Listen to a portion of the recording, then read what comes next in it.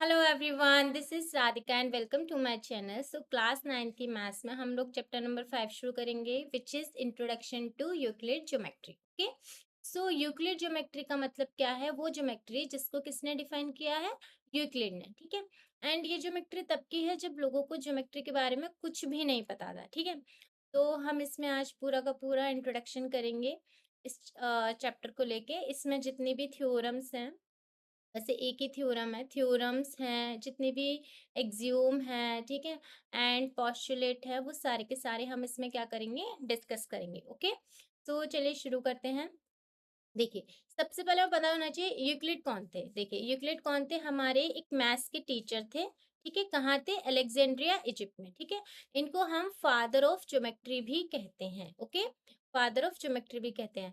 Next है, देखिए, geometry हम सबको पता है, किस ज्योमेट्री में हम किस चीज की स्टडी करते हैं? लाइन, शेप्स एंड कर्व्स की। ठीक, इन सब चीजों की हम क्या करते हैं?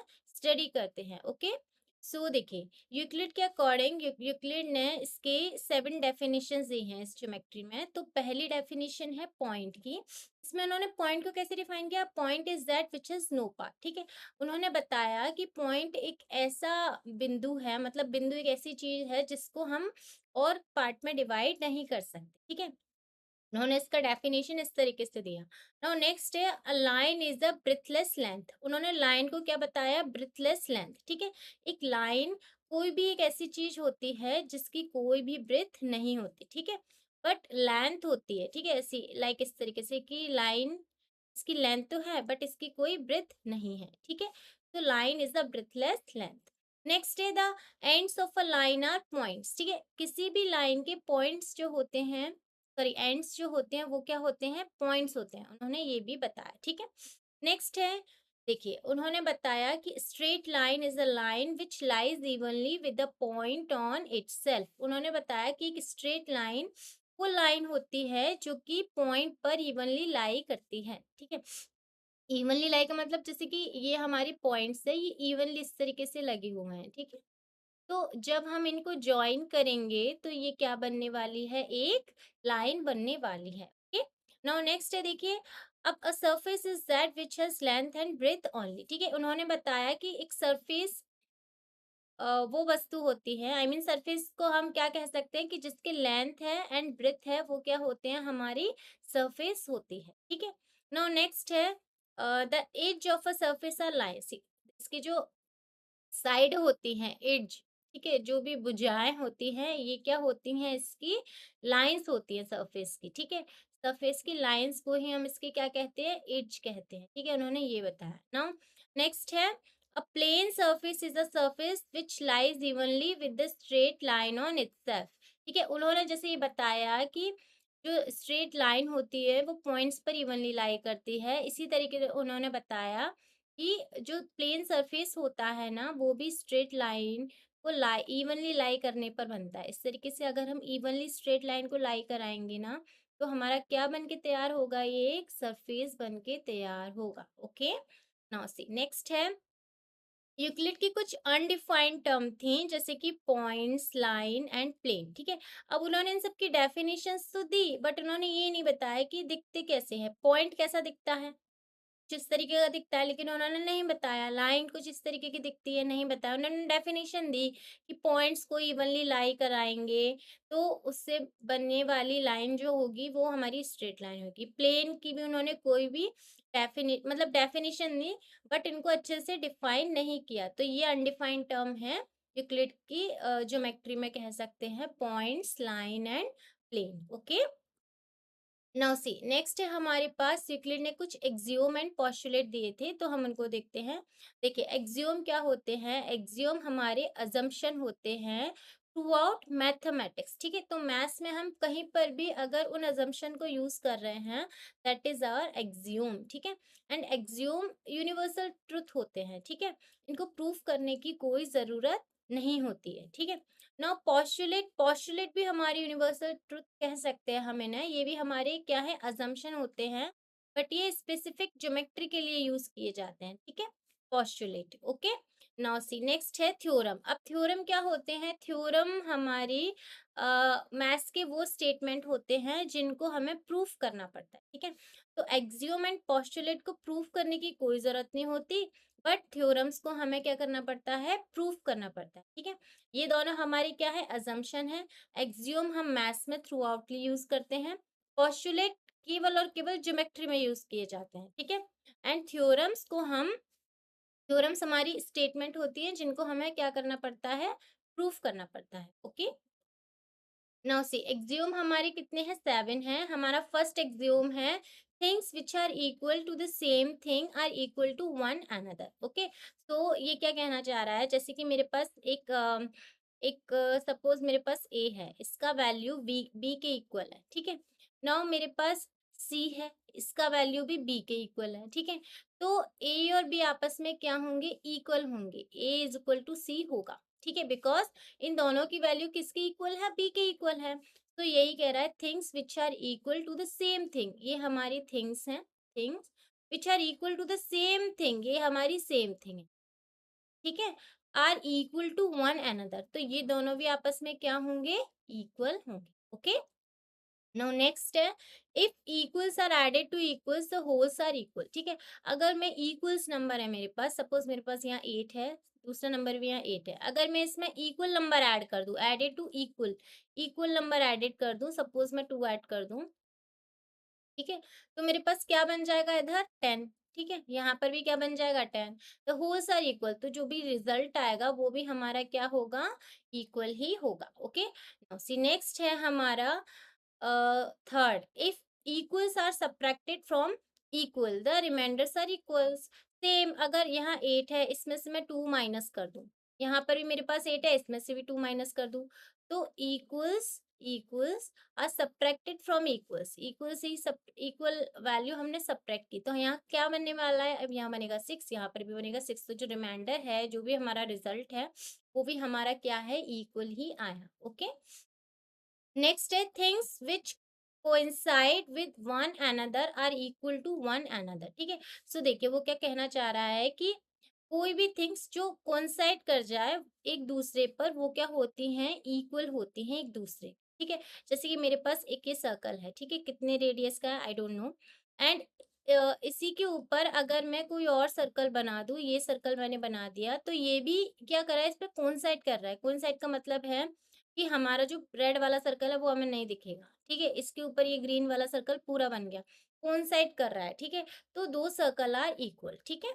दो सर्कल आर इक्वल, कोइंसाइड का मतलब भी यही होता है। अब सपोज मेरे पास, 1 मिनट, सपोज मेरे पास ये ही सर्कल है, एंड इसके बाद मेरे पास दूसरा एक और सर्कल है विच इज बिग, तो ये क्या कोइंसाइड कर रहा है, नहीं कर रहा है, सो ये इक्वल नहीं है, ये इक्वल है। ठीक है, so things which coincide with one another are equal to one another, अगर वो कोइंसाइड कर रहे हैं मीन्स दो वस्तुएं वो कैसी हैं, एक जैसी हैं। ओके, नाउ नेक्स्ट है fifth axiom, the whole is greater than the part. ठीक है, तो वो बोल रहा है कि हमारा जो होल है, यानी कि पूरा का पूरा कुछ भी ले लो, एक सर्कल ले लेते हैं, इसका होल जो है ना, हमेशा इसके पार्ट से बड़ा होगा। ये इसका पार्ट मैंने कुछ यहाँ से बाहर निकाला, ठीक है, ये बाहर निकाल लिया, ये कट करके, तो कौन सा पार्ट बड़ा है, ये वाला पार्ट बड़ा है, ये वाला, या फिर ये वाला।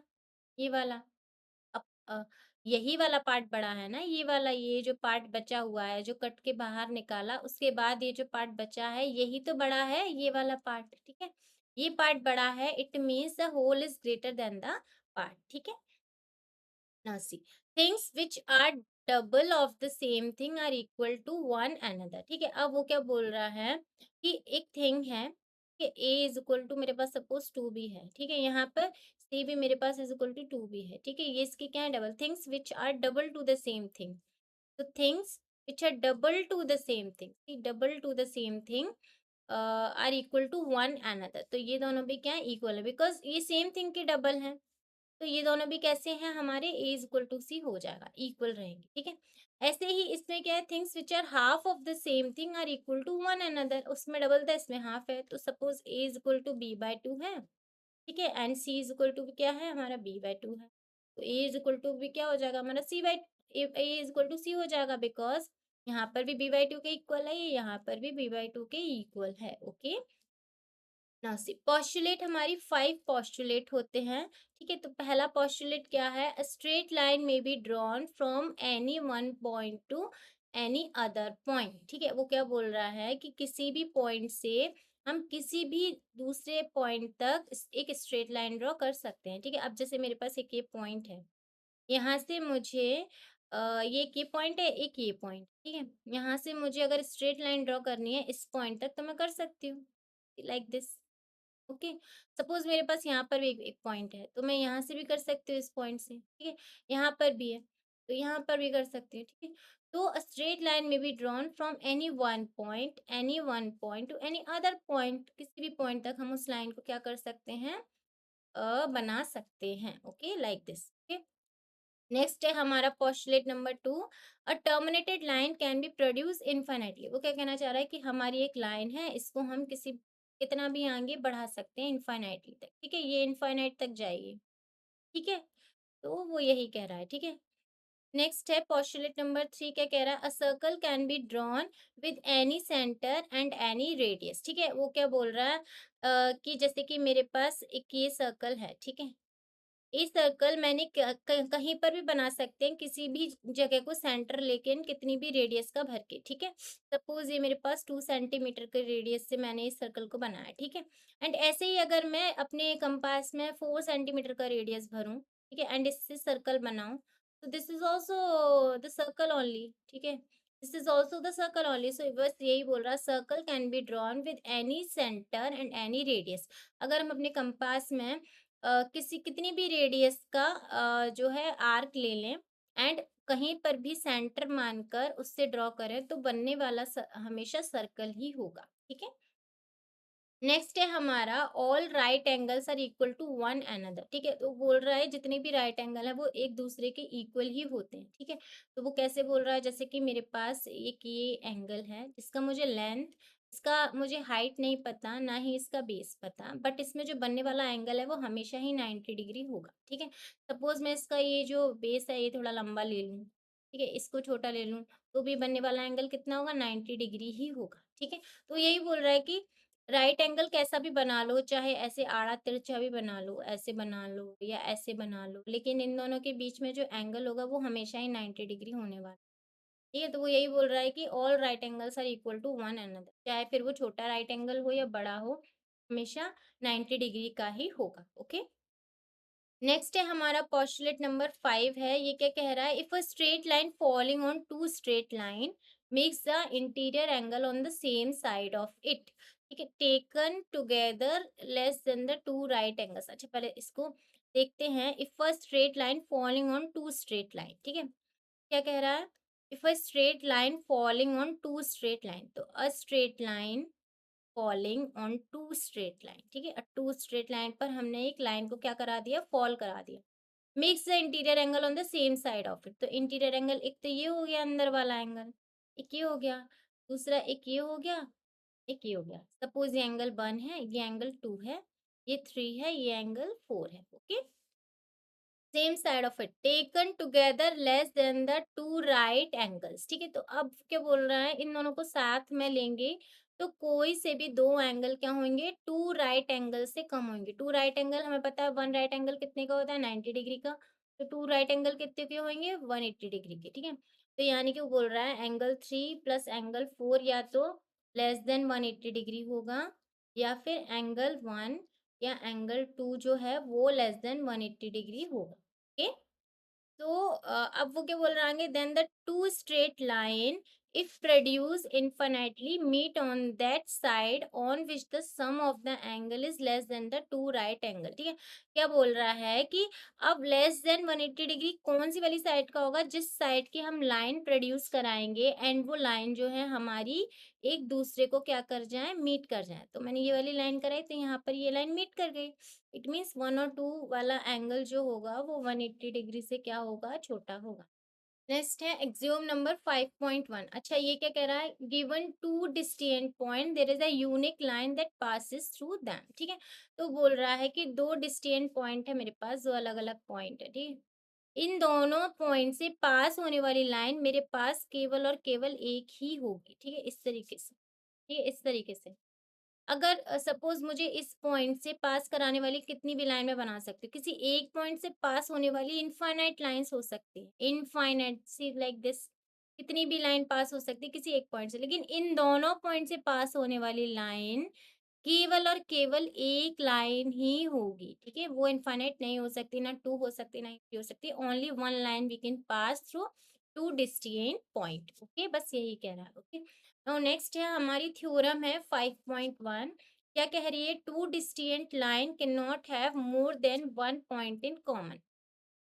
तो वो यही बोल रही है, यहाँ पर हमने क्या पढ़ा कि 2 पॉइंट से पास होने वाली लाइन एक ही होती है, ठीक है? यहाँ वो बोल रही है कि 2 डिस्टिंक्ट लाइन, 2 डिस्टिंक्ट लाइन है हमारे पास, ये 2 लाइन है डिस्टिंक्ट लाइन। इन दोनों में केवल और केवल एक ही पॉइंट कॉमन होगा, बस वो यही बोल रही है, ठीक है? तो देखिए, अब इसको हमें प्रूफ करना है तो हम कैसे करेंगे? तो हम इसका सबसे पहले लिखते हैं गिवन। गिवन में क्या है? हमारे पास गिवन में हमने मान लिया लेट, सपोज मैं इसको मान लेती हूँ L1, इसको मान लेती हूँ L2, ठीक है? तो let L1 and L2 are the two lines, ठीक है? अब हमें प्रूफ क्या करना है? टू प्रूफ क्या करना है? Two distinct lines can not have more than one point in common,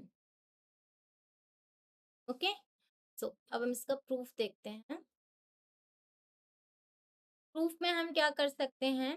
देखिए, हम मान लेते हैं कि जो L1 L2 लाइंस हैं, ये एक पॉइंट की जगह 2 पॉइंट पे कट कर रही है, ठीक है? हम कॉन्ट्राडिक्ट मानते हैं, तो देखिए हम मानते हैं let L1 and L2 intersect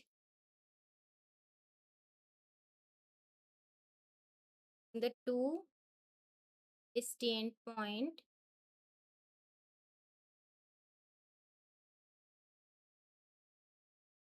P and Q, okay? तो लेकिन अब अगर हमारे पास दो डिस्टिंक्ट पॉइंट हैं, तो इन दोनों पॉइंट से पास होने वाली लाइन कितनी होंगी? 2। In this case, we have two line, two lines passing through these two points. लेकिन ये किस चीज का कॉन्ट्राडिक्ट कर रहा है? ये किससे क्लैश हो रहा है? हमारी इस वाली थ्योरम से, एक्सियोम 5.1 इससे क्लैशेस कर रहा है। इसमें क्या कह रहा था कि there is a unique line that passes through them, एक मतलब 2 पॉइंट से केवल और केवल एक ही लाइन पास हो सकती है। लेकिन यहाँ पर क्या निकल के आया कि अगर 2 पॉइंट है तो 2 लाइन पास करनी पड़ेंगी, but this clashes the axiom 5.1, okay? तो यहाँ पर हम स्टेटमेंट लिख सकते हैं 5.1 का। क्या है स्टेटमेंट हमारा? यहाँ लिख देते हैं, there is a unique line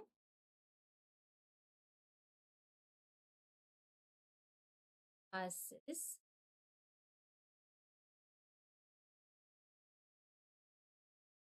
and